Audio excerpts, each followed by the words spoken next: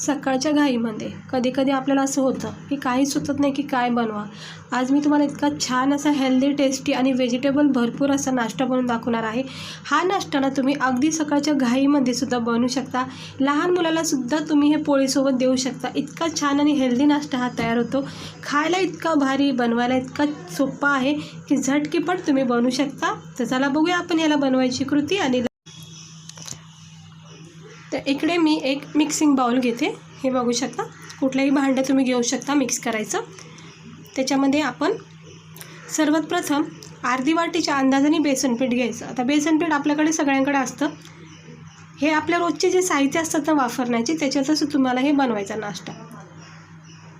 हे अर्धा एक वाटी आपण बेसन पीठ घ्यायचं. त्यानंतर आता आपण याच्यामध्ये अर्धी वाटी रवा टाकायचा. रवाने नाश्त्याला खूप चांगली बेंडिंग येते आणि दुसरी गोष्ट क्रिस्पीपणा खूप राहतो नाश्त्यामध्ये. तर अर्धी वाटी आपण इथं रवा टाकला आहे. थोडंसं मीठ टाकायचं.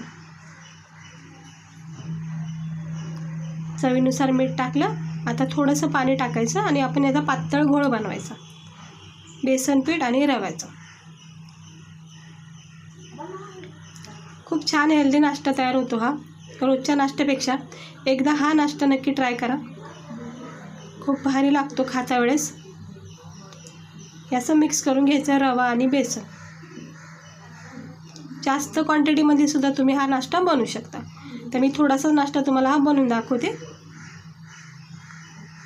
थोडं थोडं पाणी टाकायचं आणि मिक्स करत राहायचं याला. आता नॉर्मल बेसन पीठ वगैरे आपण बेसन पिठाची पोळी वगैरे खातो तसाच प्रकार आहे. पण फरक फक्त इतका आहे की बेसन पीठ जी असतं ना त्याच्यामध्ये आपण एवढे व्हेजिटेबल टाकत नाहीत. तर आता मी कोथिंबीर घेतली, गाजर घेतले, टमाटर, कांदा. आवडीनुसार तुम्ही इकडे व्हेजिटेबल वापरा. पत्ता कोबी जे पण तुम्हाला आवडतील ते. हे बघा, इथे मी गाजर टाकले, कोथिंबीर टाकून घेते. हा एक फरक आहे. बेसन पिठामध्ये आपण रवा आणि भरपूर सारे व्हेजिटेबल टाकून हा नाश्ता करतो. टमाटर टाकून घेते. हे शिमला मिरची छानपैकी बारीक कट केली आणि इथं बारीक चिरलेला कांदा टाकायचा. मस्तपैकी आता आपण काय करायचं, याला मिक्स करून घ्यायचं. त्याच्या आधी थोडेसे मसाले टाकायचे. जिरे टाकून घेतले.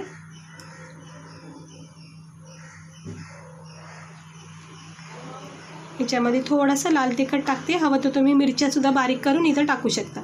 2-4 गरम मसाला पावडर थोडंसं आणि हळद रंग यापुरता. थोडीशी हळद आणि आता हे मिक्स करून घ्यायचं चांगलं एकजीव. आता नॉर्मल आपण बेसन पिठाची जी पोळी बनवतो ना त्याच्यामध्ये हे सगळं साहित्य असतं. फक्त एवढंच की व्हेजिटेबल आपण इतके पोळीमध्ये टाकत नाही. फरक फक्त एवढाच आहे की रवा आणि व्हेजिटेबल भरपूर असे आपण ह्या नाश्त्यामध्ये टाकून हेल्दी नाश्ता हा तयार होतो. हे बघा किती मस्त सुंदर असं मिक्सिंग झालेलं आहे. सगळं बॅटर, भाज्या वगैरे रव्यासोबत, बेसनासोबत आणि मसाले वगैरे टाकलेत. त्याच्यामध्ये सेट झालेत. याला 5 मिनटं वेळ द्यायचं म्हणजे चांगलं सेट होतील मसाले वगैरे. आणि पॅनमध्ये थोडंसं तेल ठेवायचं तापत, अगदी थोडंसं. ह्या नाश्त्याला तेलाची सुद्धा जास्त आवश्यकता नाही आहे, म्हणून हा परफेक्ट असा हेल्दी नाश्ता आहे. आता याच्यामध्ये आपण सफेद तीळ टाकायचे. हे बघा मी सफेद तीळ इथे टाकून घेते. छान अशी कोटिंग येते, क्रिस्पी लागतं नाश्ता. हे बघा सफेद तीळ टाकला. इकडे मी तीळ वापरला. तुम्ही जिरे किंवा राई वगैरे टाकू शकतात. मध्ये माझा कॅमेरा थोडासा हल्ला गेला. हे बघा आता हा जो बॅटर आहे ना हा घट्ट झालेला आहे आणि असा हा पसरून घेतलेला आहे. आवडीनुसार तुम्ही याला लहान मोठं साईज देऊ शकता. मी थोडासा मोठा आकार दिला आहे आणि तिळाची कोटिंग दिली आहे छानपैकी. आणि लगेच हा बॅटर हा तयार होतो आपला. पलटी करून घ्यायचं. असं चमच्याच्या साहाय्याने पलटी करून घ्यायचं. बघू शकता किती छान सुंदर असा रंग आलेला आहे. मस्तपैकी भाजून निघालेला आहे. आता खालची वरची दोन्ही साईड असं मस्त भाजून घ्यायचे. तिळाची कोटिंग करायची. जितकं चांगलं तीळ लावतात ना तितकं मस्तपैकी याला खाता वेळेस एक टेस्ट येते. हे थोडेसे करपले गेलेत ना, हे तीळ जरा साईडला केलेत, ते काढून टाकते मी नंतर. तर राई किंवा जिरे तुम्ही ह्या स्टेजवर टाकू शकता. आता याचं चांगलं प्रेस करून भाजून घ्यायचं आहे ब्राऊन स्पॉट येईपर्यंत, म्हणजे चांगले असे शेक भेटेपर्यंत त्याला भाजायचं. तर परत पलटी करून घेऊया आपण एकदा. हे बघा पलटी करून घेते. तर बघू शकता किती मस्त असा भाजून निघालेला आहे. रंग तुम्ही बघू शकता किती सुंदर रंग आलेला आहे. रेड ब्राऊन असा रंग आला ना की समजून जायचं आपला नाश्ता छानपैकी भाजला आहे. त्यामुळं थोडंसं मंद गॅसवरच भाजायचं.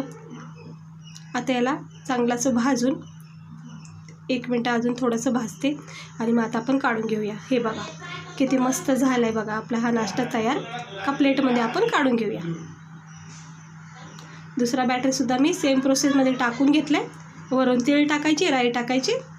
हे बघा मस्त असं पसरून घ्यायचं. सहजपणे पसरलासुद्धा जातो, काही टेन्शन नाही. खूप मस्त नाश्ता आहे, तुम्ही नक्की एकदा ट्राय करा. तीळ टाकलेले आहेत मी याच्यावर. आणि आता ह्याला परत एकदा वेळ देते थोडासा आणि मग आपण ह्याला पलटी करूया. हे बघा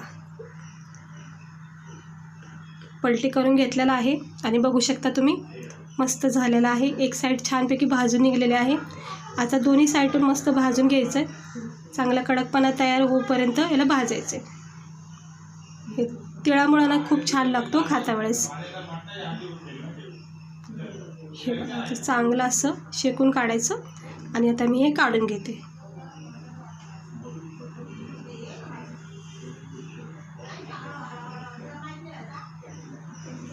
हे बघा मस्त झालेला आहे नाश्ता तयार हा.